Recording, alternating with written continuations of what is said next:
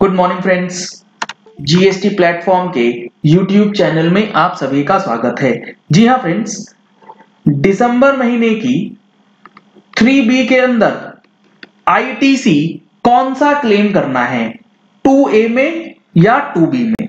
क्योंकि कई केसेस में ऐसा हो रहा है कि एक इनवॉइस है जो कि 2A में तो रिफ्लेक्ट हो गया, लेकिन वो डेटा 2B में रिफ्लेक्ट नहीं हुआ है। ऐसा क्यों हुआ? ऐसा इसीलिए हुआ क्योंकि आपका जो सप्लायर है उसने दिसंबर 20 की जीएसटीआर 1, अगर वो मंथली फाइलर है तो उसने 11 तारीख की बजाय 12 तारीख को अपलोड करा है, यानी कि ड्यू डेट के बाद। या फिर अगर वो क्वार्टरली सप्लायर है तो अक्टूबर से लेके दिसंबर 20 इस क्वार्टरली जीएसटीआर 1 को 13 तारीख के बाद फाइल किया है।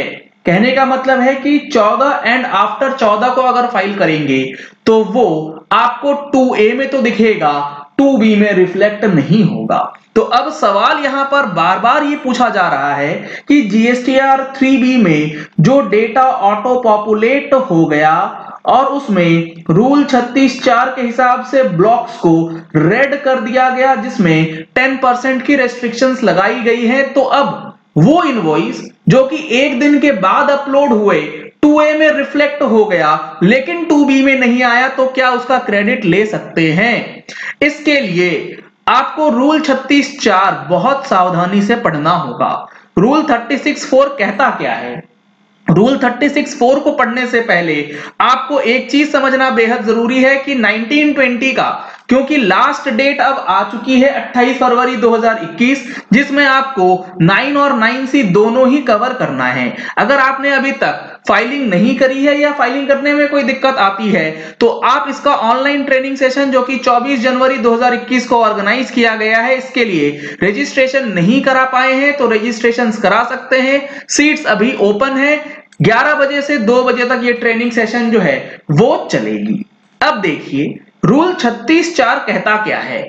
ये कहता है input tax credit to be availed by a registered person in respect of the invoices or debit notes, the details of which have not been furnished by the suppliers under subsection 1 of section 37 shall not exceed 5%। ये जनवरी से होगा, यानी कि जनवरी की return में लगेगा।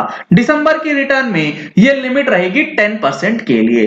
Of the eligible credit in respect of such invoices और debit notes the details of which have been furnished by the suppliers under subsection 1 of section 37। इस लाइन को पढ़ के आपको यह समझना होगा कि रूल 36(4) कहता है आपको इनपुट टैक्स क्रेडिट जो है वो उस इनवॉइस का मिलेगा जो कि सेक्शन 37 सबसेक्शन 1 के अंदर अपलोड कर दिया गया, plus 10% of such invoices which have been uploaded. जो अपलोड नहीं हुआ वो नहीं मिलेगा। अब सबसे इंपॉर्टेंट चीज है कि जो डिटेल्स अपलोड होने हैं सेक्शन 37 सबसेक्शन 1 के अंदर, वो क्या कहता है? 37(1) को पढ़िए तो ये कहता है every registered person other than input service distributor, non resident, TDS, composition, the details of outward supplies shall be furnished electronically during a tax period on or before 10th day of the month succeeding the said tax period, and such details shall be communicated to the recipient of the said supplies within such time and manner as may be prescribed। 36(4) कहता है कि details जो upload हुए 37(1) के अंदर, और 37(1) कहता है कि आपको जो भी सप्लाईज आपने एक पर्टिकुलर टैक्स पीरियड में करी है उसे अपलोड कर देना है 10 तारीख तक। इस डेट को इंक्रीज करके, एक्सटेंड करके कर दिया गया है 11 तारीख। तो कहने का यह मतलब है कि अगर सेक्शन 37(1) के अंदर आप 11 तारीख को फॉलो नहीं करेंगे तो आपको 2B के अंदर जो डेटा रिफ्लेक्ट हो रहा है रूल 36(4) की एप्लीकेबिलिटी के लिए आप 2A का यूज नहीं कर पाएंगे। अगर आप करते हैं तो आपके ऊपर जो रिपरकेशंस होंगी, सबसे पहला ये कि आपका नंबर कैंसिल या सस्पेंड हो सकता है। क्योंकि अभी अभी ये नया रूल इंसर्ट कर दिया गया है जिसको हमने अपनी मंथली टैक्स मैगजीन में भी इंक्लूड किया था। अगर आपने अभी तक मंथली टैक्स मैगजीन परचेज नहीं करी है तो नंबर्स आपको स्क्रीन पे दिए गए हैं, इन नंबर्स पे कॉल करके आप मैगजीन सब्सक्राइब करा सकते हैं, जिसमें दिसंबर और जनवरी महीने की जो एडिशंस हैं ये आपके लिए काफी हेल्पफुल हो सकती हैं, जिसमें न्यू रिटर्न का कवरेज और जनवरी महीने में जो ये चेंजेस हुए हैं रजिस्ट्रेशन, कैंसिलेशन, सस्पेंशन से रिलेटेड सारी अपडेट्स आपको दी गई हैं। और न्यू रिटर्न जो 1 जनवरी से लागू हो चुका है, इसका कोर्स ऑलरेडी जीएसटी प्लेटफॉर्म के एप्लीकेशन पे अब लॉन्च कर दिया गया है। अगर आपको ये कोर्स परचेज करना है तो लिंक आपको वीडियो के डिस्क्रिप्शन बॉक्स में दिया गया है, वहां से जाकर के आप डायरेक्टली परचेज कर सकते हैं। कंटेंट आपको वहां पर अवेलेबल रहेगा कि क्या क्या चीजें आपको सीखने को मिलेंगी।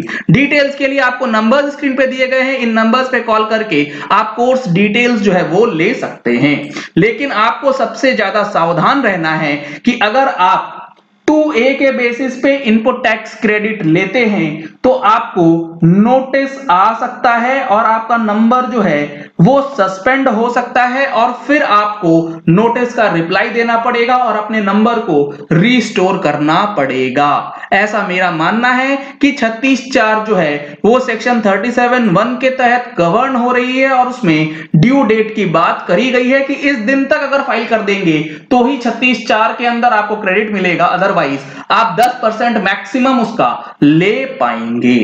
तो अगर आपका अच्छा खासा अमाउंट बनता है और आप इस स्थिति में हैं कि आप नोटिस का रिप्लाई देकर के फाइट कर सकते हैं तो आप क्लेम कर लीजिए। अदरवाइज अगर आपको डिस्प्यूट में नहीं जाना है तो जो डेटा 2A में आ रहा है उसको ले लीजिए, जो 2B में आ गया उसको क्लेम कीजिए। 2A वाला अगले महीने एडजस्ट करने के बाद, रिकंसाइल करने के बाद क्लेम कर सकते हैं। तो ये कंफ्यूजन मत रखिएगा कि 2A से ही क्लेम करेंगे, 2B से क्लेम नहीं करना है, ऐसा बिल्कुल भी नहीं है। 36(4) जो है 37(1) की बात करता है जिसमें ड्यू डेट स्पेसिफाई करी गई है। चलिए इस वीडियो को यही एंड करते हैं। आशा करते हैं कि आपको अब ये चीज क्लियर हो गई होगी कि 2A यूज करना है, 2B यूज करना है दिसंबर महीने की 3B को फाइल करने के लिए।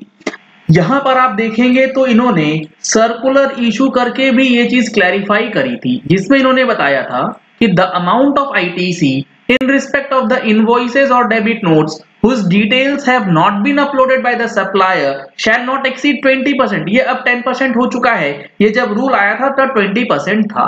of the eligible ITC available to the recipient in respect of the invoices the details of which have been uploaded by the suppliers under subsection 1 of section 37 as on the due date of filing of returns in GSTR1 of the suppliers of the tax period.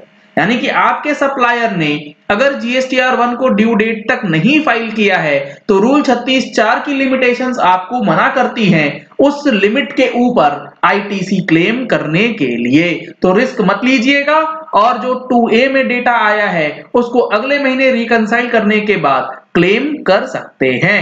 अगर आपने हमारे YouTube channel पे first time tune in किया है तो channel को subscribe करने के लिए नीचे दिया गया रेड कलर का सब्सक्राइब बटन प्रेस कर लीजिए, साथ में जो बेल आइकन है उसे भी प्रेस कर लीजिएगा ताकि वीडियोस की नोटिफिकेशंस आप तक रेगुलरली पहुंचती रहें। Thank you and have a nice day.